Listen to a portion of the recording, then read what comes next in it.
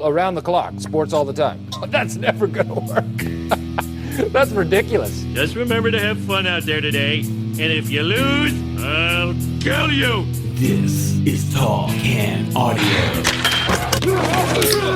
Seriously, this thing is going to be a cultural disaster.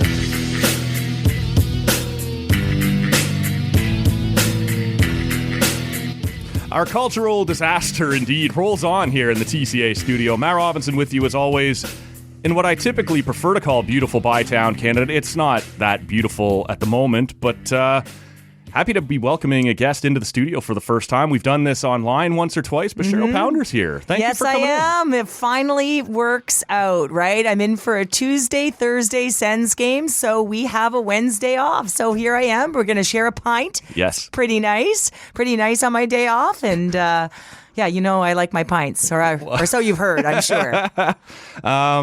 That's normally what we try and lead with when we try and get people to come in. Like, we'll give you a beer. Yeah, it's a good way to be. When I always thought I'd get my own segment called Pounder's Pints. Beauty. You know, you can have that segment here if you want. I'm kind of trying to work on that. Whether or not it's ever going to come to fruition, where the more beer that I have, the spicier my takes get. So we count on that sometime on this show. But yeah, you know what? It's fun because I was just listening. You brought up pounds, pints, or pounders, pints.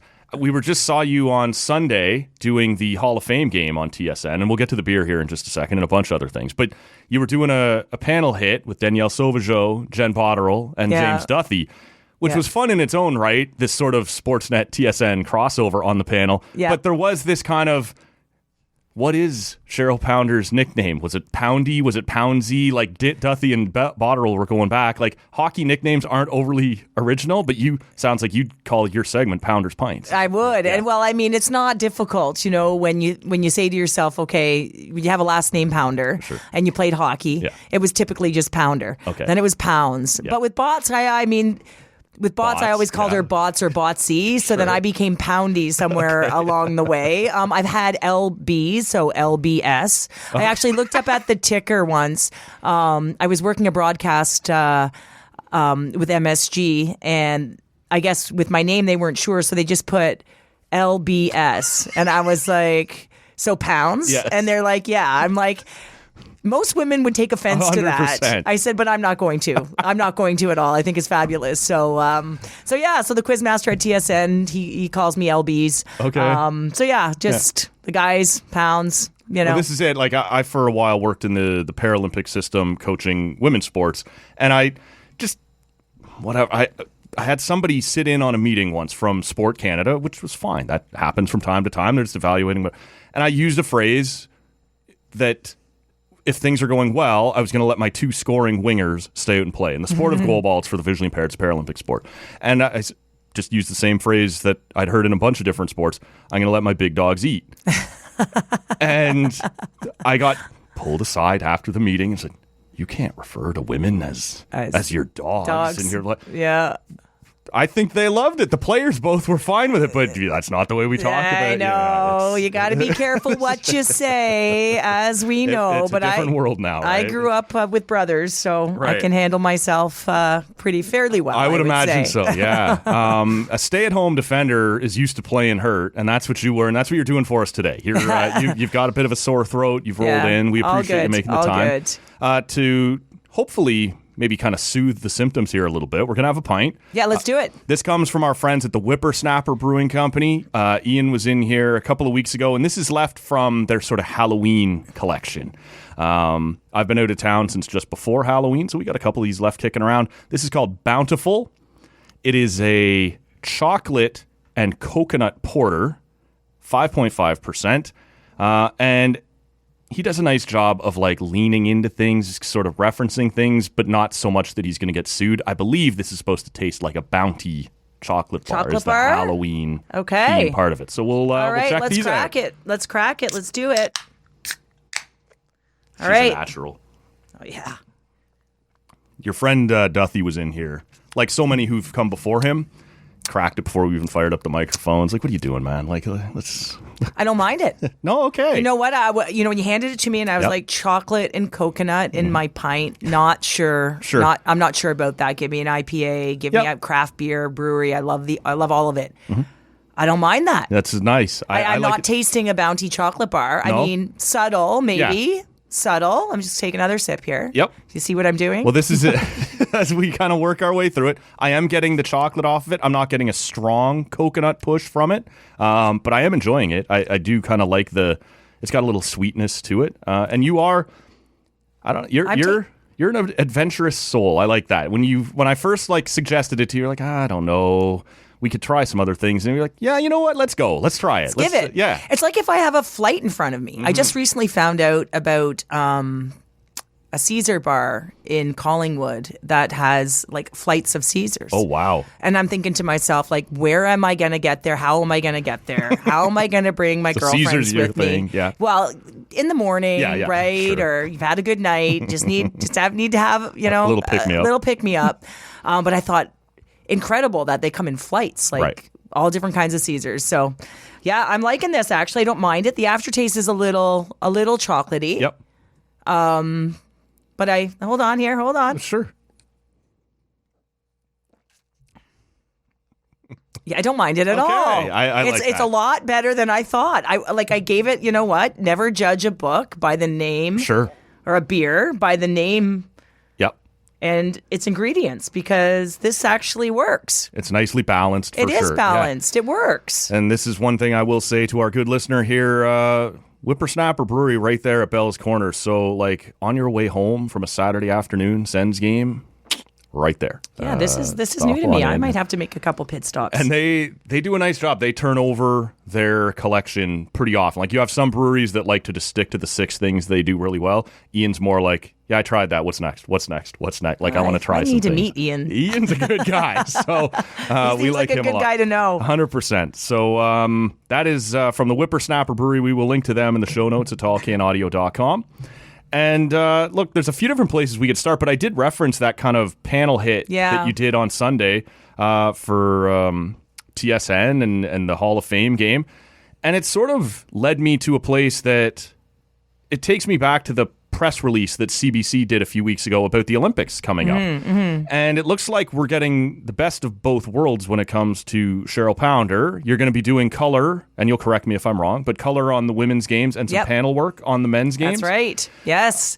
I'm doing both. So it's it kind of came full circle for me when I got the ask, and it's going to be busy, but man, was I stoked. Yeah, I'm going. Yeah. So this is one of those things not everybody knows, sometimes the commentary teams, and especially during COVID, but for a while, not everybody travels to whatever city the Olympics is happening in. Sometimes it's done from a studio in Toronto, but hockey being what it is in this country, I think they're sending the crew all over, right? Yeah, and in Beijing 22, I was working it, and I had to call off tube because of COVID more than anything. Such a different experience when you're calling off a television set. You don't get to see sort of behind the play, right? Sure. You don't see a delayed call. There's a lot of things you're counting. There's so many different elements that you cannot see, even though the viewer, listener at home may not fully know whether you're there or not. We as broadcasters certainly do. So to go and entrench yourself in the buildings, getting the vibe, the feel, having the ability to see it all, feel it all, I think it just comes out and transcends a little bit differently. So just the emotion, right? Yeah. I mean, I don't have to ask for ice in my ear, and that's one of the things, obviously, that you can do. Can you give me more ice? If you're on remote, I need to feel like I'm there. Now it's like you're there, you're present, you're involved. So yeah, I'm stoked to work with Kenzie, of course, on the call in the women's game, and then to be working on the panel with James, of course, and Kevin Bieksa and Elliot Friedman, and then of course Cassie Campbell-Pascal. This is similar to Sunday having Jen and you and James on the TSN panel. Now, the Olympics creates some odd couples, right? We're going to see the Sportsnet TSN crossover. You working with Kevin Bieksa and Elliot Friedman. That's as a sports media nerd, that's kind of fun, right? That's something we don't get to see all the time. It's amazing, and I think everyone brings different dynamic, and I'm interested to see how it works. It's it's a large panel when there is a panel of 5. And like anything, you get to know the people you're working with, right? Like if I'm working with or you're working with Dregs or Noodles or whomever you're working with, we all have natural tendencies. And so clearly I can talk too long. So, you have to have someone in your ear, and the producer being in your ear, telling you, if you take too much time, you're taking it from someone else. Yeah. So the panel really is teamwork. So I think I'm stoked. I'm pumped to sort of, go back and forth and have conversation and get technical, but then, banter about, opinion and all of that. And I'm doing it with one of my former captains in Cassie Campbell Pascal. And then we got James sort of being the master puppeteer. So it's going to be a ton of fun. What do you think went into, and maybe you've spoken to her about it, I don't know, maybe if you can give us a little insight, like, we haven't seen much of Cassie on TV. She's got other responsibilities these days, and now she's going to be back doing the Olympics. She was a bit of a trailblazer there, right? Yeah, Cass is awesome. Working alongside Bob Cole. I believe she was the first woman to do color on a Canadian or a Hockey Night in Canada broadcast.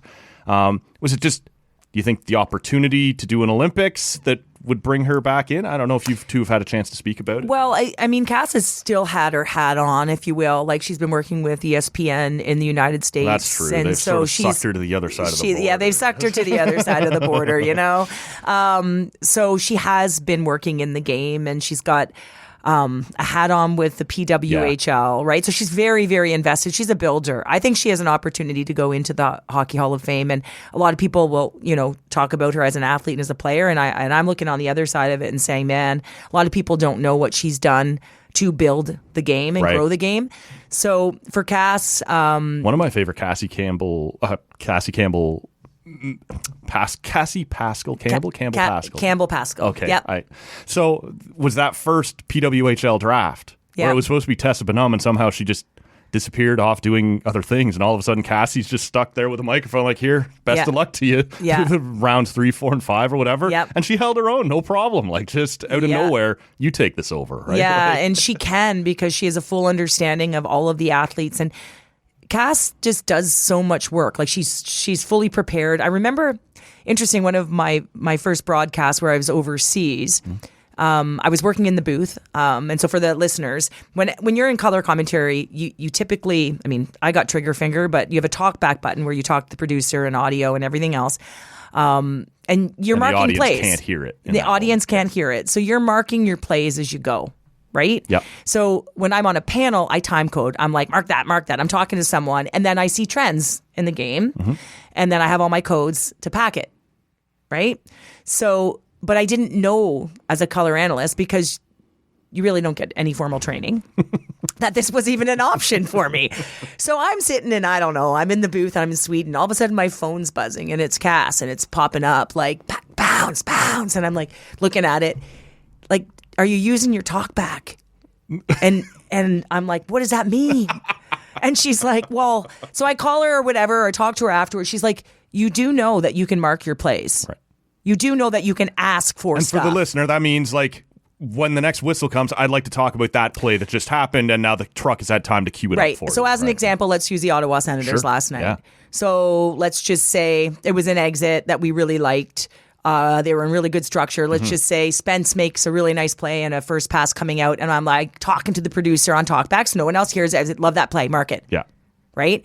Then the next play, I see him make a great surf. Mark it. Mark that play.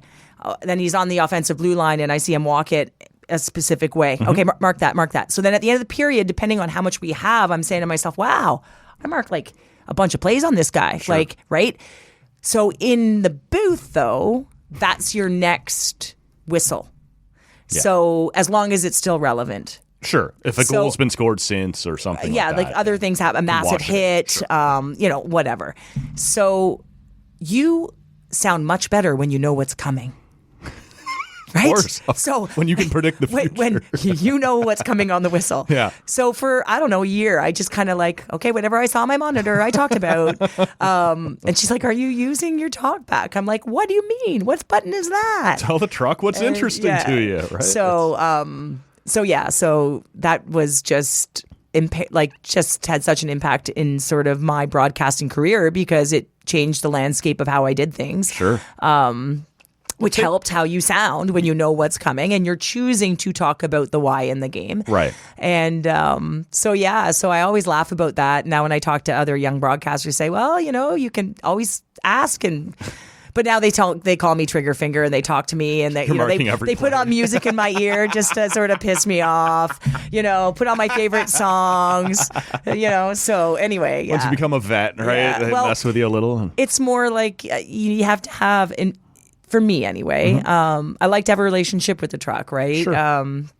You can only be as good in front of it as those who are in behind it. And so we're a team. And so you can't take yourself too seriously. You got to be focused and disciplined and all that and do your preparation. But I think it's really important to understand every component of it. And so those people in the truck are unbelievable. They can make you look like a superstar sometimes, and they can also do the opposite if they didn't like you. They hold your fate in your hand. Yeah. So it's really important to buy them a pint every once in a while. Sure. Yeah. Like a quarterback buying his offensive line, taking them to the All-Star game with you or something like that. Yeah. Take me inside sort of your rise through the broadcasting world. I'll be honest with you, my earliest recollection, and my timeline might be wrong, but I'm pretty sure the first time I saw you on TV was doing a Leafs blue and white game. It was with Joe Bowen. Maybe coming into the pandemic, or coming out of the pandemic. I can't remember. Yeah, like we normally wouldn't televise a blue white game, but maybe in the bubble teams couldn't. I don't know for certain. No, but you're pretty bang on. What I would say is, like, I'd been in the industry for years in the women's space, but I'd been in 4 games a year. Right. So it would be like I would do the World Championship, which would be at that time back in, say 2011. That's how far we're going back. Okay. It would be 4 or 5 games. And then you'd wait till the following year. So you couldn't get any better. You can't grow. No. And this is a different field. Like, you can't just, you need reps. Right. But how do you get reps? Like, I can't do it at home. I can pretend call a game from my house, but I don't have I don't have all the elements. The number of people I have on this show who who do sports media now, but who did like I did that when they were playing NHL 03 on PlayStation and would commentate the game as they went. You're like, it felt so dorky, and then you find out, oh, cool, I wasn't the only one doing that. Yeah, and it's so. Although I became more comfortable in front of a camera, there was no real improvement, I would say, because it just was 4 or 5 games a year, and that was it. Right. Rod Black was amazing to work with. There was no ego with him. He showed and taught me so much in the industry. And then TSN started to do more and more women's games, so I became more and more familiar with color. But and they would do more and more, not just Canada games. They would start doing non-Canada, and now all of a sudden there's a chance for more broadcasters to do more roles. Yes. Right? More games are available on the network. Exactly. And then sort of COVID came around. I did that blue and white game. Yeah. And with Joe Bowen, and it really wasn't that kind of prompted me to move forward in the NHL. Because the problem was, at that time there's no PWHL either. Sure. So if I wanted to get reps and improve, I would have to work in hockey, right? Yeah. Which there wasn't enough women's games. Yep. So this is a great story, actually. I think it's one of the neatest stories and just shows how important it is to share and mentor. But during COVID, I was coaching. And so, I was working and trying to get the kids on the ice. You could have 8 on the ice. They had to get ready in the parking lot. And we did that whole thing. We had kids drop out. It was really sad to watch all of this. The young community, whether they were playing house league or rep, didn't matter, that they didn't have an outlet. And so it was Hockey Day in Canada, and I was asked to do a bit on hockey in general. I know it was Ron McLean, it was myself, I forget who was on it. We was this picturesque day in Oakville, and it was snowing out. And I was sitting beside Ron, and Ron had asked me, he'd said, Cheryl, your thoughts on sort of the game and COVID. And so I just went in, just authentically from my heart, about how sad and that it's been taken away because it's outlet. To me, it has nothing to do with the level you play. It's the fact that you have opportunity to get out there and smile and laugh and do something you like. So I got to my car and I was like, man, I could have been more poignant there. I could have been, all those things that you say to yourself after broadcast. And I was fairly new at it. So I was just like, And I look at my phone, and at the time it was Twitter or whatever. Yep. And I'm not very active on it, but I had this message, and I never check, as you know, my direct messages. I never check. But for whatever reason this day, I had this something in my inbox, and I was like, oh, but because I just come off air and I was really mindful, I looked at it. And it was from Ray Ferraro. Oh, wow. And there was a blue check mark, and I'm like, wait a second, is this the Mr. Ray Ferraro? Is it really him? And it was. And he said, just watch that segment. You need to be doing more of this. Huh. Call me. Wow. And he basically said, Cammy and I are sitting on the couch, and at that time Ray was still with TSN, and said, what do you need from me? You need to call this person, and you need to ask. And for a moment I was like, oh my God, what's going on here? And I kind of sat down with my family, and I was like, if he thinks I can do it, yep, and I think he's one of, if not the best analysts in the game, yep, then surely I should probably make this call. So I set up an appointment with, at that time, the executive producer of live events with TSN, Mr. Paul Graham, who did one, just brought me along in the industry. And, we had to sit down in a meeting, and he said, why you? And, I had to, come up with something really quick. And not that he wasn't thinking that. I think he'd wanted me to come to him and ask. Sure. And a lot of people want that job. And, why should I give you an opportunity? And we walked through that. And I got a shot on a panel. And do you remember your first TSN game? Yeah, it was a Habs game. It was a Habs game, and I remember it because my grandfather was the GM of the Montreal Junior Canadiens. So, so I had gone back and found a couple of pictures, and I remember staring at them, going, "Pops, you wouldn't believe it, man. Your granddaughter is gonna be talking Habs tonight, and in the NHL." Yeah. And my mom was one of my coaches growing up, and. I have such a deep respect for her knowledge of the game, which a lot of people find that incredibly, it is inspiring that my mother coached me at that age when she never played herself, but because she was always at the forum and watching and listening with my grandfather involved so heavily. And I remember just saying, I'm just going to go out there and, be as prepared as I possibly can. And I'm going to try and be true to myself and authentic, and wherever that takes me, it takes me. And it was never about, clicks and this and that. I just want to talk the game. Yeah. Honestly, that's just always what it's been for me. I love the game. I'm passionate about the game. I consistently try to learn about the game. I try and do work every day on new wave hockey, just so I can mesh my two worlds. And so, so anyways, that's where it started. And then I got a couple more games and a couple more games and a couple more games. And then I was a part of the schedule. And not just a part of the schedule, like on the chief events, like we're talking late round Stanley Cup playoffs, even though TSN doesn't have the rights. Yep. We want to check in and see what Cheryl thinks, whether it's World Juniors, whether it's Women's Worlds, where you're going to be in the booth doing gold medal games. Like you're sort of doing it all in a sense, like the trade deadlines and July 1st. Like I said to you before we started, and I don't normally bring this up on the air. I normally do it before the microphones fire up. And I did say to you that this show is better when a guest is willing to correct me or tell me when I'm way off base. And so this is normally that moment where I expect that may happen. I want to ask you, when on Twitter, everybody says, don't look at the replies. The replies are always going to be awful. Yeah. And yet, I always look at them anyway. Not so much in my own, but in, clips being shared around of other broadcasts. And there have been some women who have taken a unfairly rough ride. Yeah. And I would never sit here and suggest that you haven't seen any of that. But I'm not certain I've ever seen anyone, forget man or woman, rise so fast and be so...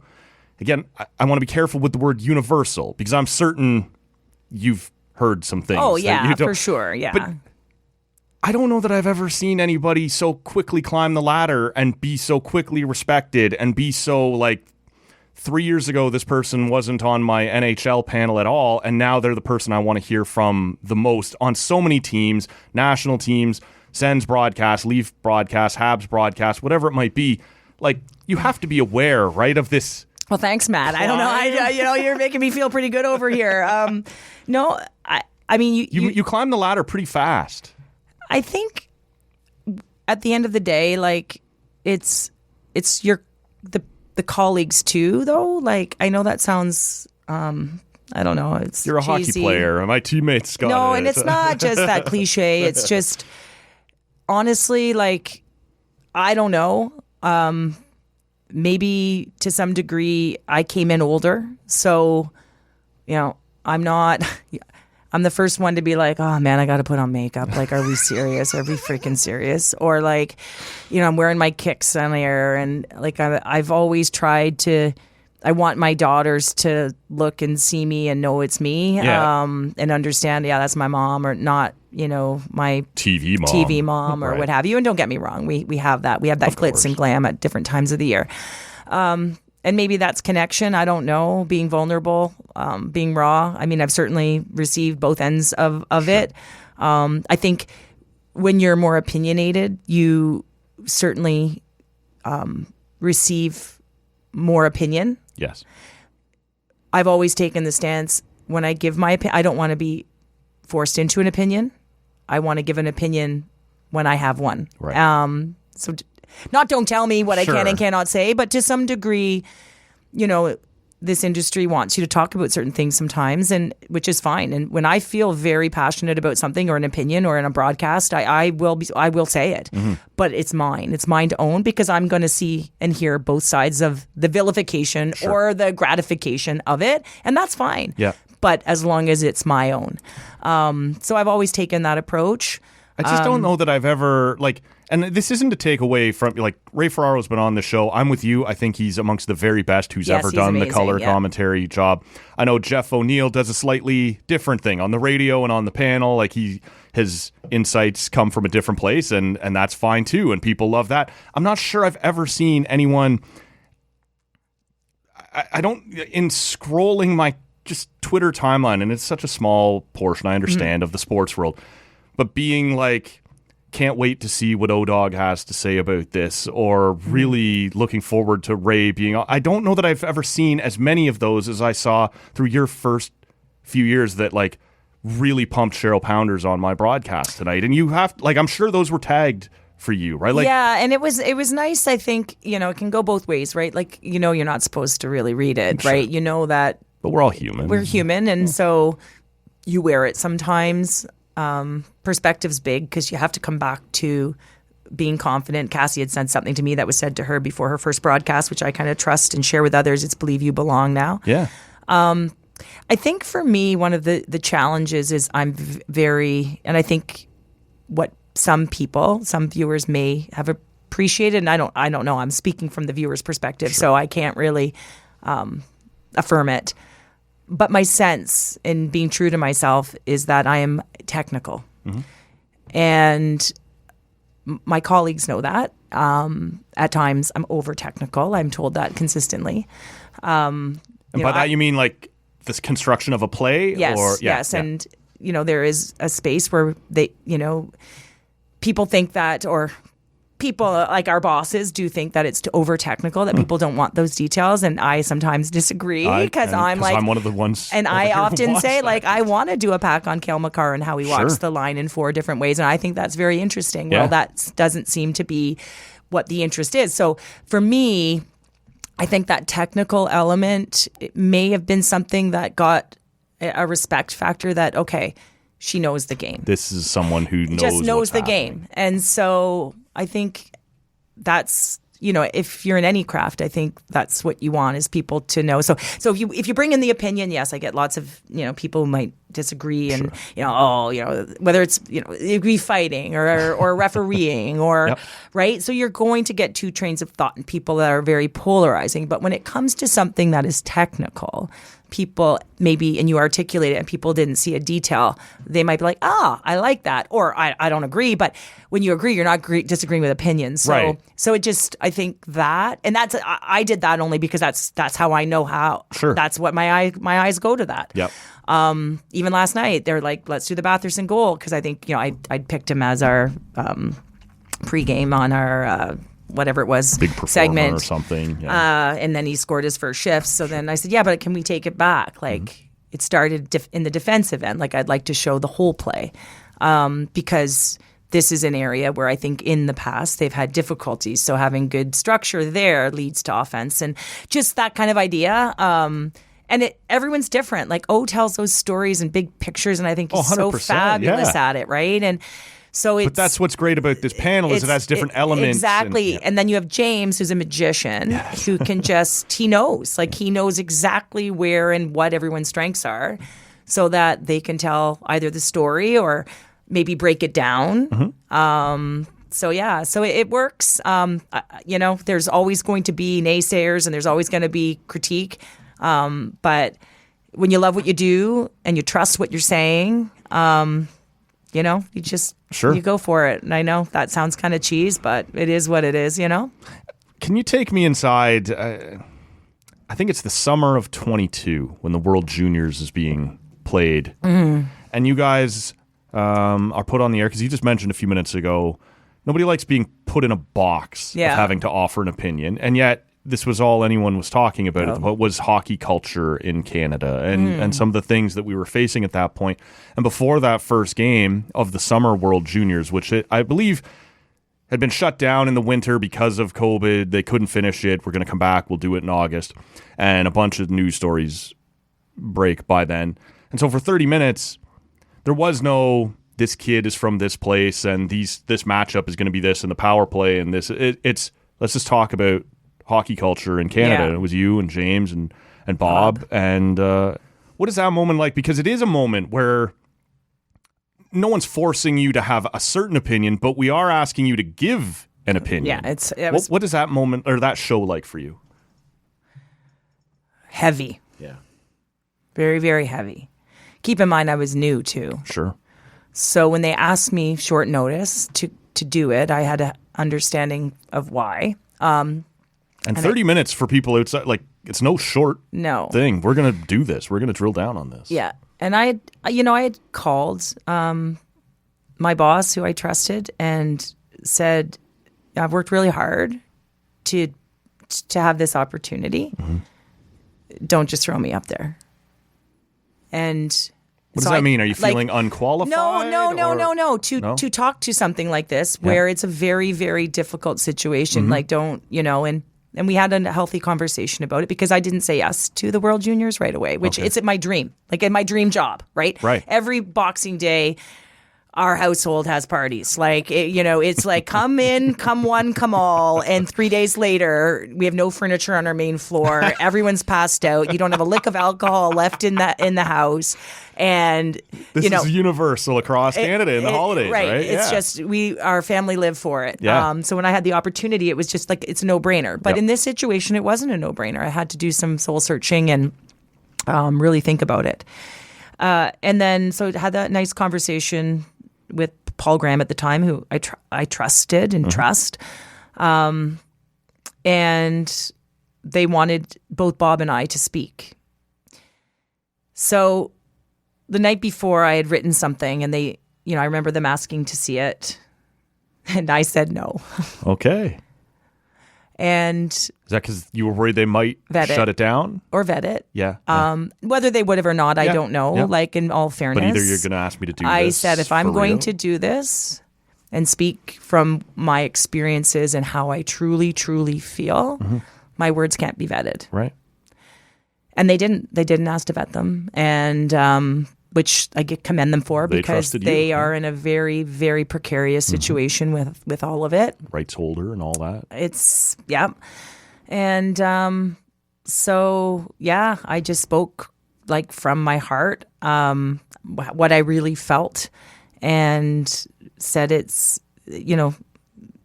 was a very, very heavy situation. And what a lot of people would know, like Bob was incredible. And this was my first time. Like, you're crapping your pants when you're on national broadcast, you're on your dream job. And then this was your first World Junior. You weren't there in that January? Yeah. Nope. Oh, wow.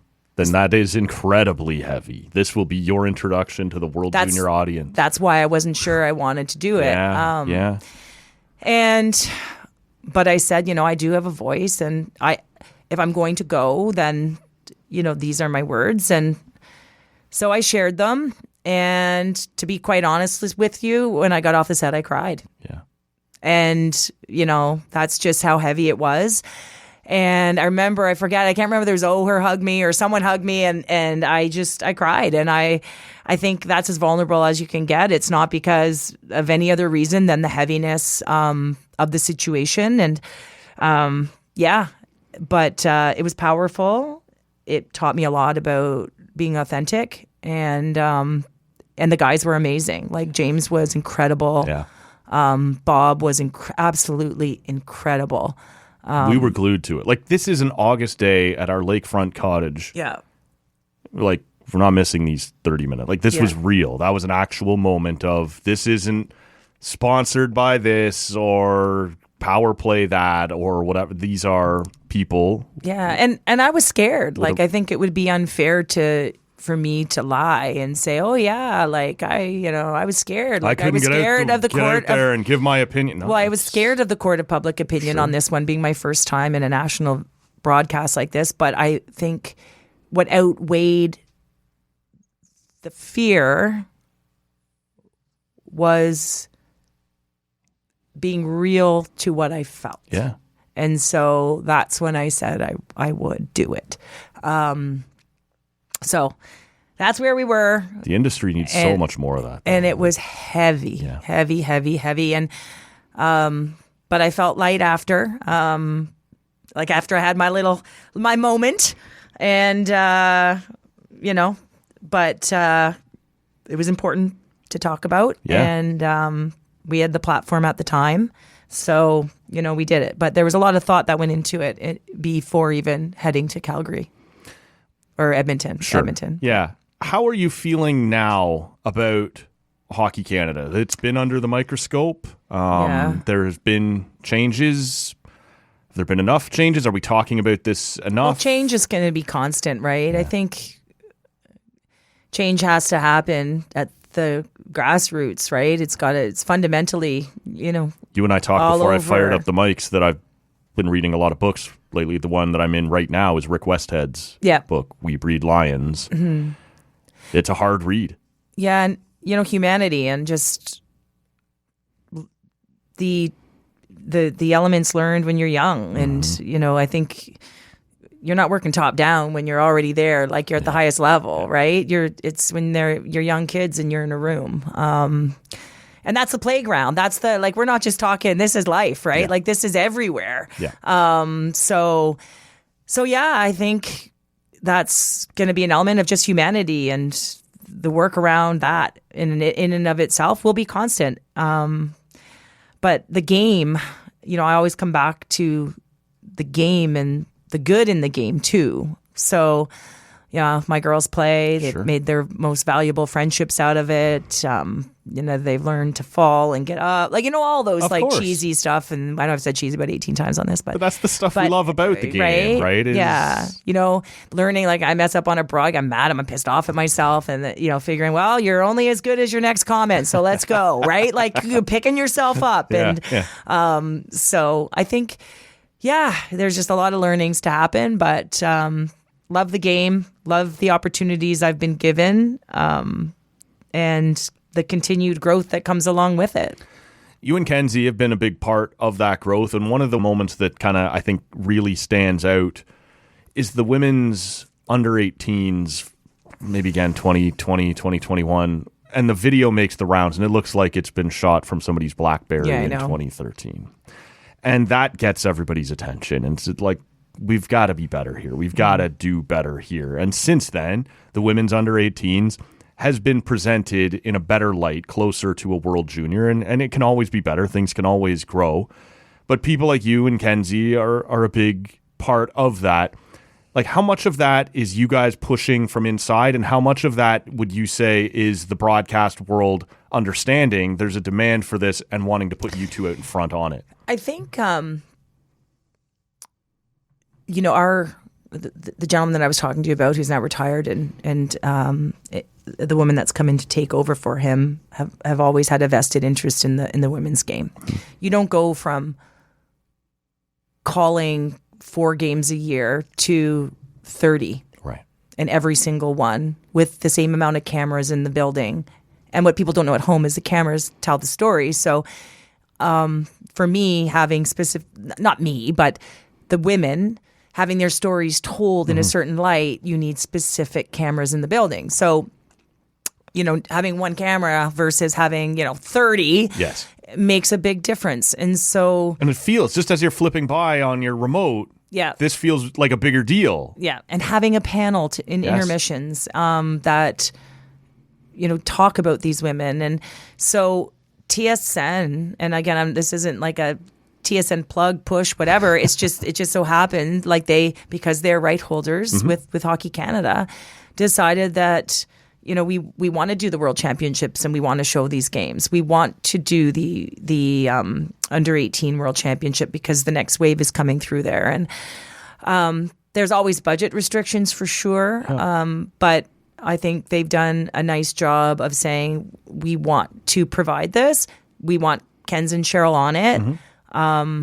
And then it's Ken's and my job to prepare the same way we would for any other broadcast and make sure we are trying to tell those stories to the best of our ability, which we try to do. And sometimes we get it, sometimes we don't, like any job. But I think it's a really important piece for that visibility that we've been able to bring since the U18s have been aired. How long out in front, like you and I are having this conversation in the second week of November. So you are going to be doing NHL work here for a while, but you've also got to be preparing for World Juniors. You've also got to be preparing for the PWHL to fire up. You've also got to be preparing for the women's under 18s. At what point do you dive head first into these secondary things? Are you already looking ahead at, the third line right winger for the World Junior men's Finnish team and the Slovakian power play at the women's under 18s? Like, how do you ramp up from here knowing what's coming for you? Well, first of all, it's difficult because the rosters don't always come out. That's right, yeah.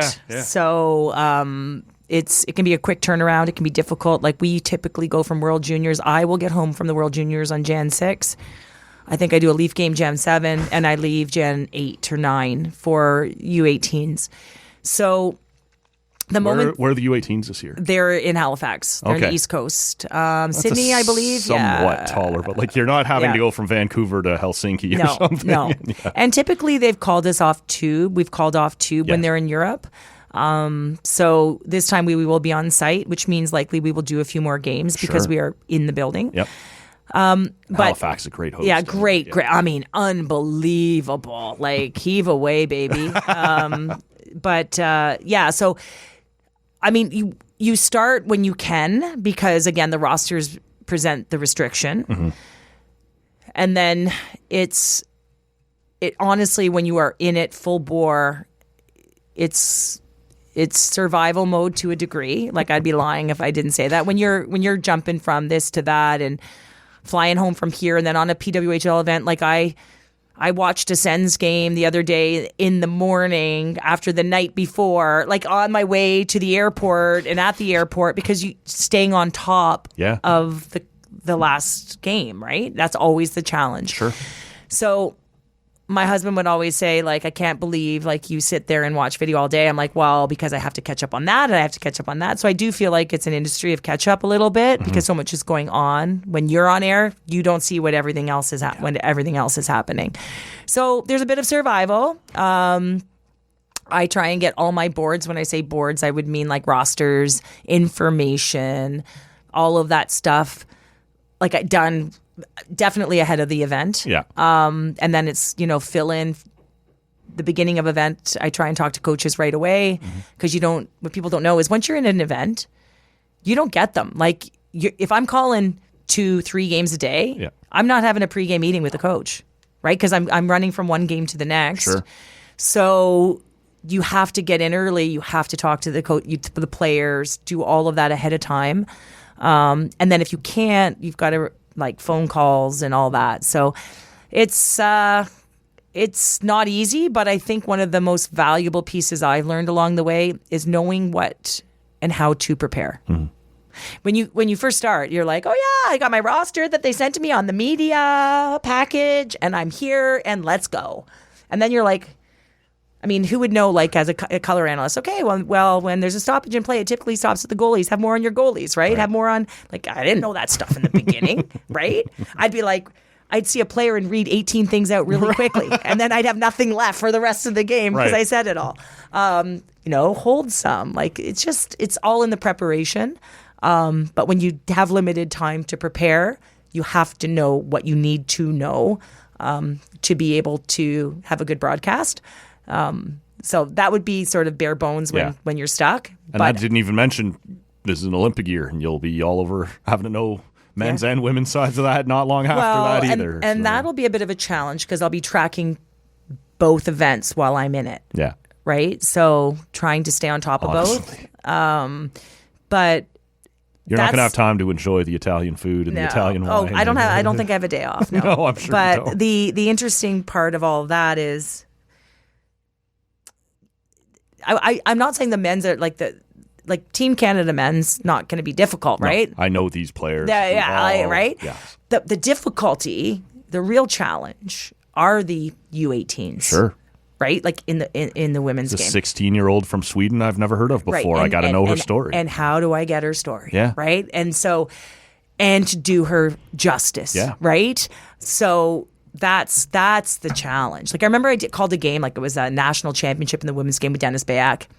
And he looked at me after the game and I basically said, let's go for a pint. And I'm like, yeah, let's go. He's like, that was the toughest call I've ever had. And I'm looking at like Dennis Bayak. Like this guy's done this a guy's long time. Amazing. Yeah. He's like, the damn ponytails. I'm like, they bring me in for one game, plop me in there, and Yeah. Number 17 has it. And right? I can't read her name. Yeah. So yeah, it's just so interesting how what's really difficult and then what's sometimes easier. Sure. And so completely different panels, completely different than being in the booth. Love them both. Love doing them both. Love the mix. Yeah. Well, let me sort of take you. Like I said, we bounce around here a little bit, and I don't want to keep you all day here or anything, but like we can talk some Sens here in a minute, or some Leafs here in a minute, or what. But I want to talk to you about the Ottawa Charge. Mm-hmm. And speaking as one of them, fans here in the nation's capital are feeling a little burned by the expansion process. Yeah, you and a lot of people. Yeah. And I think like there's a certain understanding that these things need to happen for the league to grow, but we're already hearing talk that perhaps as soon as the end of this next season, there might be another round. What's your opinion on the appropriate speed for this league to be expanding, what that does to the initial fans of these first 6 markets? And if you've gone out and grabbed a Danielle Serdachny jersey, someone in this room may have done. And now, expansion took her out. Yeah, like what's the right pace to do this? I'm not the brains behind it, so I don't know what the right pace is. And I'm not throwing the dollars at it. So those are the people making the decisions. I would say I feel, I mean, in my perfect world, I would have seen them wait. Yeah. Only because, the foothold, like I love what I'm seeing. And I think the fan bases, they're attaching themselves to his players. Yeah. I do think expansion needed to happen out west. So it's not so much this year. I think the people are concerned about sort of the number of protected players and that kind of stuff, right? So the format around, and I don't know going forward whether the powers that be, the decision makers, recognize that. But having Western teams understanding with all of the research where those next teams go and why. I mean, they have all that data. I do not. Yep. So speaking as sort of a general fan of the league, someone who's played, my concern around it is, okay, the talent pool. What are we looking at? The NCAA, what kind of crop of kids will be coming out? Is it enough that we can have, teams that have the depth to be able to compete? The Hockey News just reported here in the last day or two that perhaps by the end of this season, they may do another 4 teams. Like, that's so fast. Yeah, it's and fast. Where do these players come from? Yeah. And there's a lot of players in the SDHL. There's a lot of players in the NCAA that are fantastic Ottawa's tapped players. into Russia here, hoping there's look at how the landscape of the national team is changing because of the PWHL. Women that would not have been likely on their radar that are now getting sniffs, and so there are a lot of fabulous players and coming in. So I think the talent. I mean, not necessarily for 4, but it's going to happen because they want to fill these markets. And again, I wish I had data to back it up. Yeah. They do. So I'm going to trust in it because I'm working in it. And I'm not just saying that because, I get paid to do the games. But yeah, concerning. That because we want to see sustainability. We want to see that. And it's not all expansion, but here in Ottawa, we've seen Daryl Watts leave. We saw the trade that saw Haley Skamura and Joss. And you're you're feeling a little burned in this market, just a little bit, and this market's been red hot for the league. Yeah, and you, there's an affinity to the players, and I think that's the one thing where, Ottawa has an amazing fan base. I mean, I say small and mighty, like NHL small and mighty, but I don't mean small, but you know what I mean. From a smaller community, but man, they're loud, they're a great. The vibe at TD Place is fantastic. It's amazing. Like, I love. Like, I'm always saying, my boss at TSN, like, okay, can I go work Sens games and then PWHL? Can I work Charge games? Like, I love it. Because don't love it just necessarily because I get a spot on the set or where I'm in the building. I love it because of the feeling and the energy that comes to you in a broadcast. So yeah, I think I understand. I understand why the fan base would be upset because you get an affinity to particular players. So I don't know what the future is going to hold, honestly, Matt, because I don't know. No. I'm not in those rooms. But I do know there needs to be places for players to play. Yep. And there isn't enough right now. So, and what I mean by that is, all those NCAA players are going to come in and then people lose their jobs. And that's part of life, right? Like, that's only so many people make the NHL too. Yeah, sure. But what I mean is providing that opportunity in the fan bases where they think, in the markets where they think would be successful, I also think is where they're going, and which is why you're seeing all of these tour dates. Yeah. I'll be real with you, Cheryl. I don't love the tour dates. Yep. And it's getting bigger. And there are certain markets this year have 2. Like, Detroit has 2 games this year. I think Edmonton has 2 games. Like, you just gutted our roster, and now you're taking the roster more away. Home games away from us.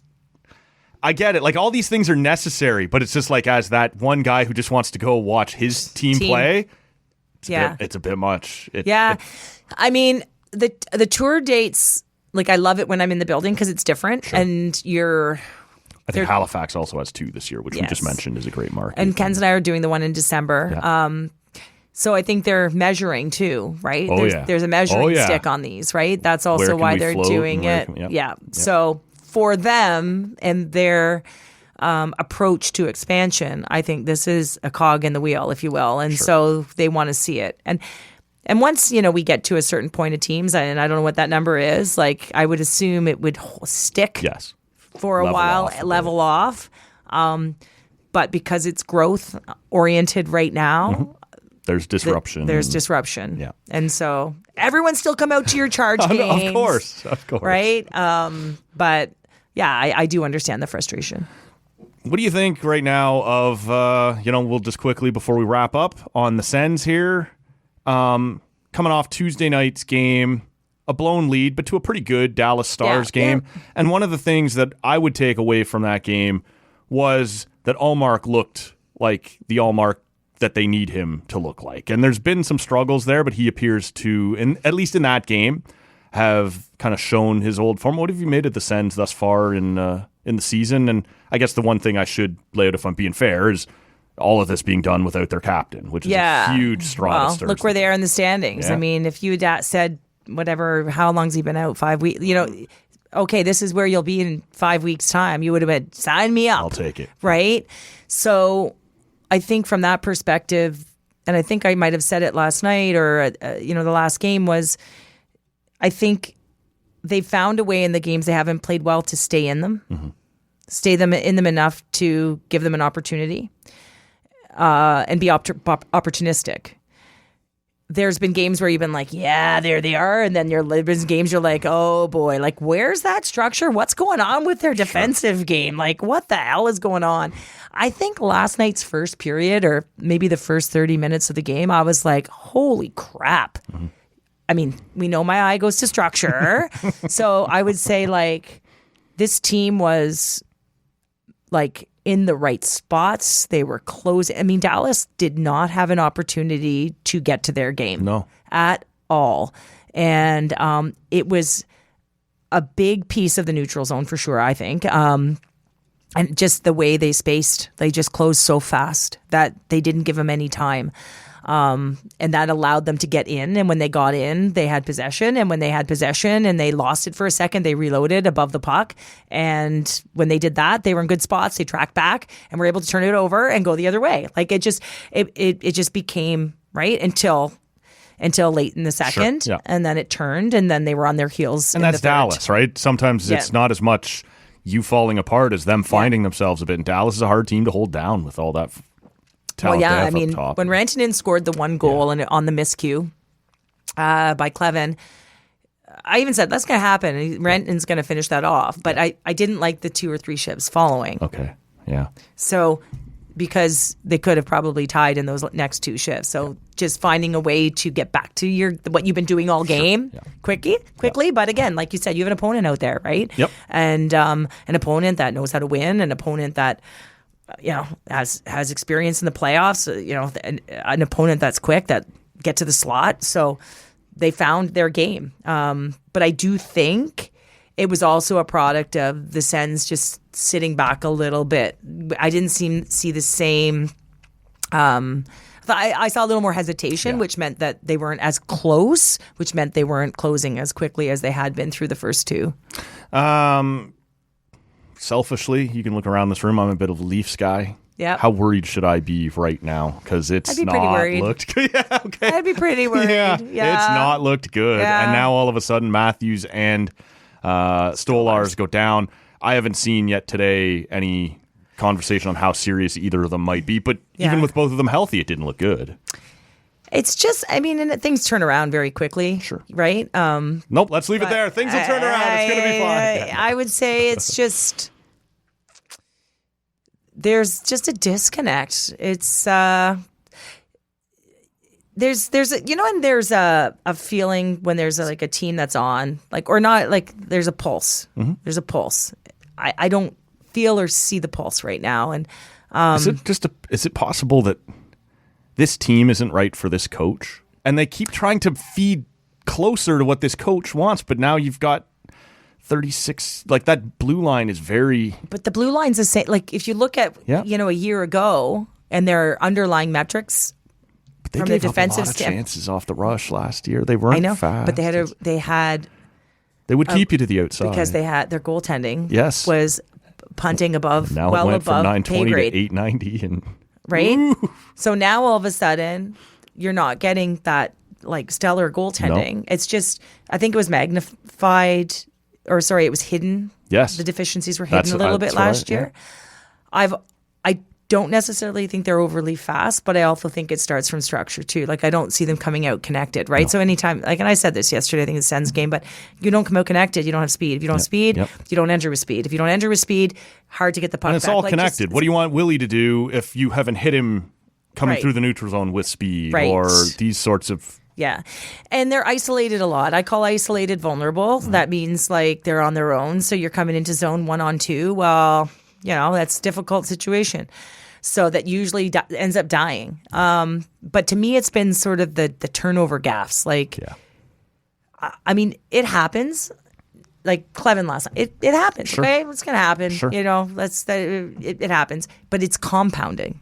Like it's the compounding mistakes that are leading to high dangers that really are crushing them. And then that happens. Then I think they're just there's a little bit of not panic, but it's just. And I think it's just it has snowballed for them. They got to find a way out. They got to find a way to get a bit of a pulse. On pace for 82 points right now. Oof. Yeah. It's not good. It's just, and it's not like, to me, we spend so much time on the Matthews line and his flank and but I mean it's sort of infiltrated the lineup as a whole, right? So I don't necessarily think they're as slow as they look. But because they're not moving off puck a lot, because they're in their own zone and the turnovers, we don't see it.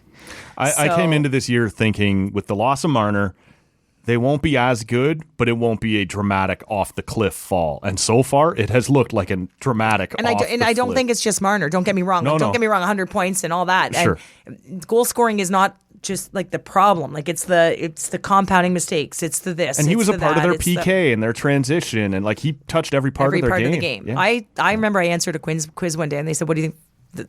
Sort of the impacts, where it's going to be felt, and one of the like it was his production. It was I was like, it's the type of minutes he's playing, right?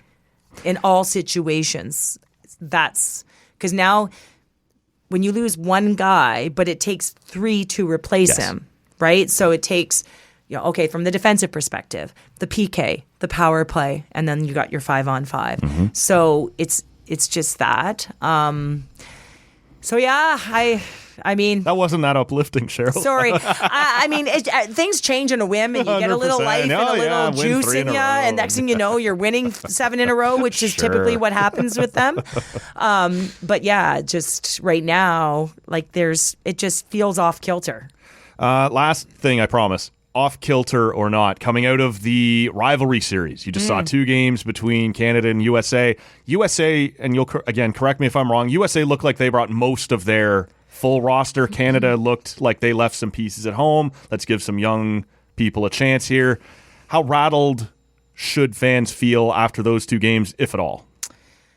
I think you're always going to be rattled when you see Canada lose 4-1 and 6-1. Yeah. But when a 1-game shot, the Olympics, I wouldn't be rattled. You were on a team that lost 8 straight. Yeah. And then, hey, no, too. Thanks for reminding me. Thank you. Wow. So from that element, I don't think it's a rattle or whatever. I think, their college players that are currently playing certainly are more game ready right now. But then you look at Taylor Heisey and you say to yourself, she ain't playing yet. No.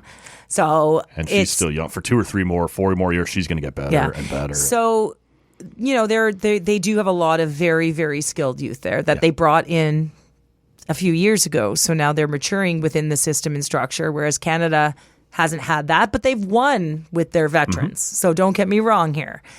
But their young ones are getting older, right? They're getting more mature and in that system. So to me, it's going to be interesting. I mean, like it always is. Yeah. It'll be a 1-goal game or whatever it might be if they wind up playing in the final. The 6-1 is not necessarily the measuring stick, but it does allow, I would think, Gina Kingsbury, the GM Troy Ryan, to sit down and say, all right, man, like they're looking pretty good right now. And beyond this Olympics, to me, is this Olympics. It's anyone's game. Okay. To me, now we're talking 2026, the year after. What year are we in? We're going to the 2026 Olympics. Never mind. Yeah. So following that, sure, the turnover is going to, I would think, would be fairly large on Canada's team. Yeah. Who's coming in? Like that next cycle would be what I would. I'm not worried so much about this cycle. I think Canada 1-game set. They've got veterans. They've got experience. They've got all of that. They know how to win. You've got the U.S. who's going to push, and either team toss a coin. Honestly, like it's going to be amazing. Yeah. It's after the Olympics. The Americans have a really young Like they brought in their youth. They've a very skilled class Abby of youth. Murphy continue to grow, and like you said, Taylor Heisey and like, Sims and Bilka and Carolyn Harvey and now Gwyneth Phillips, right? Who I want to love here, but maybe don't want to love in red, white, and blue. Exactly. Right? So now you're sort of seeing this, but then on the other side, you're saying, okay, where is that for Canada? Right. And so there could be a bit of a curve, like a couple, like, I'm not saying a full cycle, but like that, I mean, I'm sure they've identified, but where are their next group of prospects and are they at that same level? And that would be concerning for me as coming out of the Olympics more than the actual Olympics themselves. Okay. I've taken a lot of your time. Yeah, no problem. I can't Fun tell you times. how much I appreciate you coming out here and doing this on a great day Thanks here in for the the nation's pint. capital, of course. Ian from the Whippersnapper Brewery, we thank you, buddy. This was terrific. It was a treat. Honestly. Yeah, I actually really like it. Okay, I'm good. I'm glad to hear I'm that. pretty much done. Yeah, no, me too. They get light quick. This is the Bountiful, which was one of their Halloween themed beers, trying not to get sued, which they do pretty well. Check them out. They're in Bell's Corners. We will link to their address and their website here in the show notes. Cheryl, thank you so much. Thank you for having me. We'll wrap it up here. Don't forget, if you missed it earlier this week, Kevin Mickey from Sportsnet was on the podcast. In the week or two leading up, James Duthie was on the he was here. Mark Hebscher was here. Andy Petrillo was on the show. Oren Weisfeld was on the show. I'm mixing these up now in my head as I try and get us to the finish line. But it's been a bit of a TCA Book Club. Hope you'll check those out at tallcanaudio.com or wherever you're hearing us right now. We'll be back on Monday when Rob returns to the studio. For Cheryl Pounder, my name is Matt Robinson. Thank you so much for listening. We'll see you next time. I've got nothing here. You're giving me baseball and hockey, and I got my keister blowing in the wind. That made to look like a fool here. That's just dumb. I don't want anything to do with this place. This place is run by a bunch of children.